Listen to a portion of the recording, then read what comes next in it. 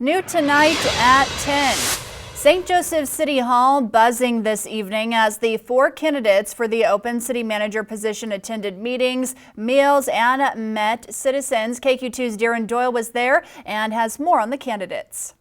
The search for a new St. Joseph City manager is winding down as the public gets a chance to meet the final 4 remaining candidates. We need more people show up. We need more people involved. We need to move our personal dramas. And we need to figure out that the only way that we can move this train is everybody be inside the train. Citizens out and about meeting one of the future leaders of the city. As with most towns, St. Joseph has a lot going on, and some of the candidates have ideas on how to move forward, like Robert S. Cowell Jr., who has seen over 30 years of experience in local government. Yeah, I loved my time in Amarillo, and my projects that I worked on there included a downtown baseball stadium, a boutique hotel, and a mixed-use building, which was a bit painful to get across the finish line, but we got across the finish line, and the teams playing there, the buildings are doing what they were supposed to, and it really helped jumpstart revitalization in the area. Cowell feels qualified on many fronts, but feels he may be able to assist in one of the biggest asks of the community so far, in a city sports facility.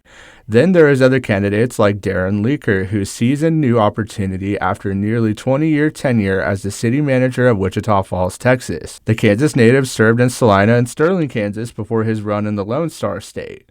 Leiker sees an opportunity in strengthening Rosecrans and its possibilities, just as he did in Texas. Shepherd Air Force Base was our largest economic engine in Wichita Falls, over a third of our entire economy. So we had to work closely with the base to grow new missions and investment at the base, and that meant partnerships. To give you a quick example, we partnered with the Air Force Base to rebuild their main gate. Mike Schumacher is the current city manager of Lebanon, Missouri. Before serving Lebanon, he was the assistant city manager of Kansas City. Even though Lebanon and Kansas City are seen as different due to population size and some other factors, Schumacher says that he sees many similarities that people might not see. You know, the population doesn't dictate everything, so one community may struggle to come up with funding to build 1 block of sidewalks, while another community is struggling with funding to build 10 blocks of sidewalks. You're still struggling to build sidewalks. So, you know, the issues in so many cases are identical. And once again, when you pull a team together and you get everyone focused, going the same direction, that's when things will happen. Jason A. Gage comes with over 25 years of local government experience with stints in Springfield, Missouri, Salina, Kansas, Stillwater, Oklahoma, and more. Gage, like many of the candidates vying for the job, sees potential in what the city already has, from its architecture to military, education, and beyond. I'm a fan of history, and there's so much history in this town. And the architecture, I knew it had great architecture, but I had no idea to what degree.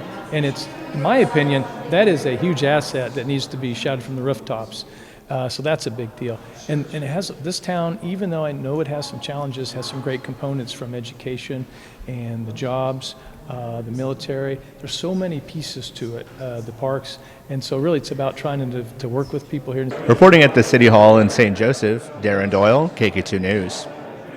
The 4 finalists will wrap up tomorrow before the next phase of the selection process begins. You can find more on them and their profiles on our website.